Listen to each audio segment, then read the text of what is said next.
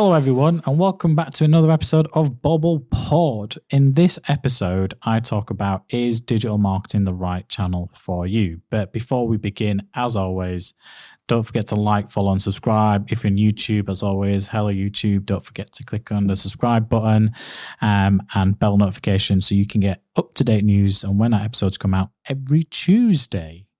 So we always, at the end of a podcast, say, type in your questions, email us, LinkedIn to us. And we can only share his first name, but we've got a question from Mike.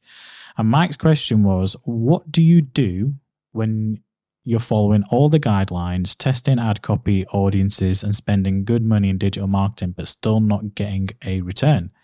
Is digital marketing the right channel for all companies, or is it limited by sector? That is a great question, Mike. I wish I could share, who you are and give you a bit of a plug on the podcast. I love questions like this. It's a really, really difficult question, which is why I decided to turn it into a short episode of bobblepod. Is digital marketing the right channel for you? It is a very, very difficult question to answer. We expect, as a digital marketing expert, owner of a digital marketing agency, I want to say, digital marketing is the right channel, but not always is. I've got some examples here that I'm going to go through just from a client perspective, so you can, get a real understanding of what's good. So we have a couple of clients and some ex-clients. So an existing client is Springwell, which is in Leeds. They do lettings for students and private landlords. We've been running campaigns across Google and social media, but the best results have been from Google, and we've not really seen anything from social media, not even a conversion within the first 6 weeks. We tried everything from audience targeting to, A/B copy testing. And in the end, Mike, if you're listening to this episode, what we decided was our advice to the client is we need to stop spending on Meta. It's not working. We've tried everything. It seems to drive good traffic. Maybe just run a low level of maybe like £2-3 a day for a bit of brand awareness, a bit of retargeting maybe, and focus on Google, which is where people are searching specific inquiries locally, and we're getting better results from and more lead forms from. It is our responsibility as a digital marketing agency to give the best advice to our clients, not to waste budgets, to make sure that they're getting the best out of offline or online in terms of digital marketing. Another example I'll give is another local client, Premier Dixon's Lane, where they came to us to get more online sales. We introduced Meta ads and Google localized as shopping to get more online sales. And after, again, a month, 5 to 6 weeks, we realized that Google wasn't doing much. We've kept Google running at a low budget just for a brand campaign, a bit of retargeting, awareness just to support the social media campaign. But I think in the first month on social media, we had like 15 sales, and that was at the end of May. In August, we did over 400. So, the growth was like from 15 to, just under 100 to 250, I think, in July, and then over 400 in August. So the growth in that channel is working, and we've invested all the money into that channel, A/B testing ad copy, because it's working. So they're two examples for you in terms of, where one channel within digital marketing is not working to the other channel. But what if it's not working overall? So for this one, I have a good example with ex-client of ours, which we call Partner Plus Media. Now, Partner Plus Media, they do brochures, detailed luxury brochures for companies, specifically automotive, hospitality, hospitals, or private surgery. So if you go into, let's say, a private medical surgery locally and you see a really nice leaflet or booklet, if you go into a car dealership and you see their booklet, it's high quality, high grade images, but you'll also see that it's not necessarily always as independent garages done by the company. It's done by brands like Partner Plus Media, who, operated in the UK, Europe, and US. Now, their main model was always salespeople, people going out, physically going to these locations, showing them the physical booklet and doing that. And that's always worked for them and continued to work for them, but they wanted to dabble into digital marketing to support that. We did a lot in terms of strategy. We did a lot in terms of A/B testing, insights, data, and just turned out that the lead quality just wasn't as great because there was two factors of that. There was targeting and trying to onboard, automotive companies, local dealers, hospitals or, hotels, etc. But there was the other side, which was getting advertisers to advertise in the booklet because they offered that booklet for free. And the reason it was free and printed for free and delivered for free was because Partner Plus Media made their money by selling advertising space. So if you were a car manufacturer, they'd go to car insurance companies if it was specific high-end cars. So you could charge a premium for that. And it worked because they were able to then put codes into the booklets and track it. Our job was to facilitate leads, acquisitions. It worked to some degree, but when unbalanced for money in, because money out, we gave a solution saying, look, this is the most you're going to get, because it's really hard when you're trying to tell people to advertise in a leaflet or booklet, those kind of keyword terms and, SEO wise, just to get the ranking for that is very, very difficult. You're then a media supplier. Same with, trying to attract, automotive dealers, who is the right person, the niche person going in and talking to that is difficult. Normally, if it's a chain, they have a centralized person, a centralized company system. So we've really struggled with that one. And in the end, we decided actually, digital marketing in terms of, hyper digital marketing targeting for lead generation isn't the right channel. Actually, digital marketing would only work as part of a brand building exercise, really. And we noticed that when, there were the competitors in the market when we did the competitor analysis out there. So sometimes it isn't. It depends on the industry and the sector, whether it's right for them. And in that case, digital marketing wasn't right for them because they weren't seeing the ROI from it. And digital marketing, and we say this as part of our pitch process, is we're here to deliver return on investment. Ad position and impressions and clicks are all great, but it comes down to real world results. Money in, money out.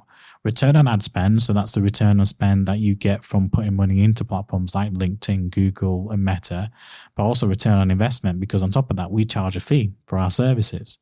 So you have to incorporate that into your return on investment. And there's guidelines we try to hit in terms of percentages as ROAS. So if we're not hitting them or we're struggling to hit them, it's our job to tell the client where they are and what they can do apart from that, because other people might comment saying, well, that's not true. Companies are limited by budget. Not every company has, £100,000 worth of budgets. They have limited budgets that they want to try and get the most out of digital marketing from. And when you're limited by budget and limited by media spend, then it becomes a lot more difficult to get those results initially, especially when you're in a niche market. And I always find that when you're in a niche market, then digital marketing might not potentially be the right channel for you because it's just a lot more specific to what you're doing. More brand building, SEO type of services work best. So what can you do then if digital marketing isn't working? Now I've given a few examples, of our existing clients and ex-clients of how it's not worked. What can you do if it isn't working? Sometimes it's as simple as going back to the drawing board, looking at a full marketing strategy that incorporates the offline and the online. So in the case of, let's say you've tried digital marketing, but a lot of your results and elements come from offline, then you need to deep dive in terms of which elements of offline is working. Is it print? Is it out of home? Is it TV? Is it leaflet distribution? Direct mail? Doesn't matter. You've got to really deep dive into what you're spending in your offline and what's not working. Then you can look at tactics to how you can get digital marketing to support what's already working.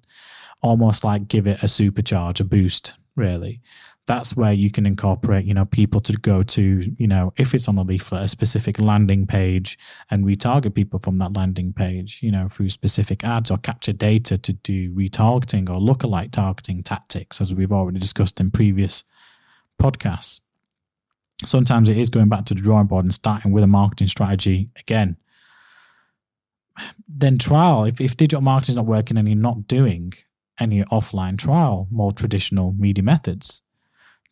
Have a look at your audience, because when we do our global web, we use Global Web Index. When we do that audience analysis, it doesn't just tell us what works in terms of digital. It tells us what works as a whole marketing element. We focus on the digital in terms of the data because that's the area we as a agency focus on, but there'll be other platforms and those services like websites, specific publications, news publications, magazines, If you really want to target high net worth people, as we have done with specific brands in the past, other agencies, we've done it at, targeting people in airport lounges, in the business class lounge, in that magazine, or on the flight, in the business class, to the messages they receive, which is different to everyone else. So you can be very hyper targeted with offline elements depending on what you're going for. And that's just a bit of an example.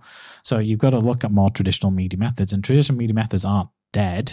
They're in a decline in some areas like print, but you can now buy TV very cheaply using Sky AdSmart and on impressions and target by postcode and region.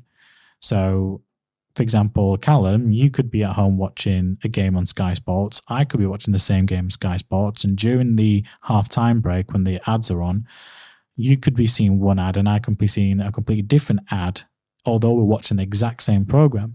Now, that's something you can do because you might be the right audience for that person. Now, that's less measurable in terms of results. I get it. The benefit of digital marketing is you can measure everything. You can get the results back.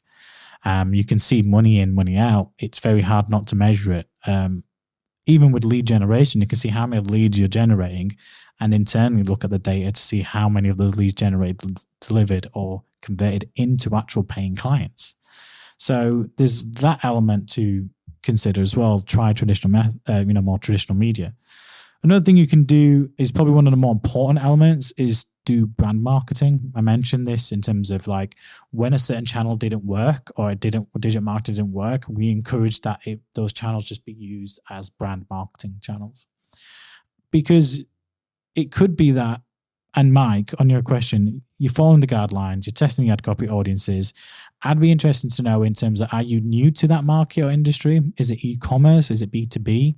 Where is your brand positioned with those around you in terms of who you want to compete with? And don't get me wrong with the competition. Don't go for the big brands. If you're in finance, don't be thinking of, Ernst & Young or, KPMG. You're not competing with them if you're an accountancy firm, unless you're quite huge. Look at your local competitors. Look at, how do you sit online as a message? It could be that, where your brand is positioned in the market against your competitors isn't there. How do you expect someone to buy from you when they've never heard from you? How do you expect them to buy from you if you've got no reviews on your website? This then comes to elements like conversion rate optimization.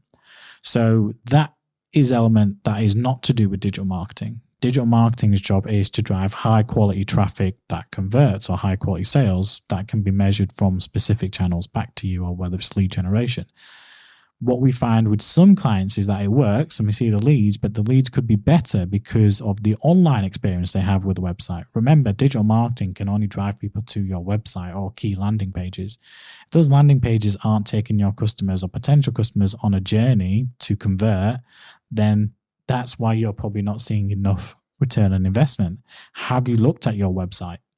Is that the cause? Is that problem? You can do key things like go on GA4 and create conversion funnels. And you can look at by specific channel to see, right, I'm spending all this money on digital marketing in my organic, in SEO, in Google Ads, in Meta Ads, and LinkedIn, whatever platform would be. Where is the traffic? Where is it dropping off? If 80% of your traffic's dropping off after the first landing page visit, then clearly your messaging's wrong. There's a disconnect from your ads to what's on your website. So have a thorough review of your conversion rate optimization. How many people are coming to site? What's your bounce rate? How many, keywords are converting? If so, what are the opportunities? If the click-through rate's high, but the conversion rate's low, then clearly something's going wrong from when they're getting onto the website to actually finish completing that purchase journey. And if you're e-commerce, it could be that, what helps is being on Shopify. The payment process is, internationally known now. Trustpilot, one of the biggest reviews, having Trustpilot reviews and products, people rely on that. That's why Amazon's so big as e-commerce. You can see all the reviews that people give and feedback, and people buy off that. And if you don't have enough of that or enough purchase behavior indicators on your website, you're not really going to achieve it. So that could be a reason. But again, I'm guessing here in terms of the type of business you have. So what I would do is if it is a brand element, try to do a competitor positioning map. Identify who your key competitors are.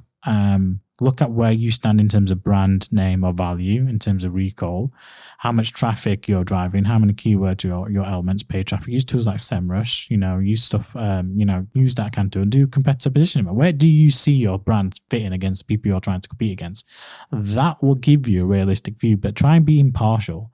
Maybe get other people, maybe get existing customers who have converted to give their opinion through a quick survey to say, which brands would you associate for this. For example, if it's fizzy drinks, you would put down Coca-Cola, Pepsi, Dr. Pepper, and anything else. But which brand do you recall first when buying a fizzy drink? Is it Coca-Cola? Is it Pepsi? And people will give their opinion of you. And if your brand within all those company brands isn't getting picked, then that means you need to focus more on a bit of a brand campaign first as part of your long-term strategy with digital marketing that will help, drive more results longer term, not just short term. You can't just expect digital marketing to deliver performance. I talked about this in a previous podcast about brand versus performance. It's not brand versus performance, it's brand and performance.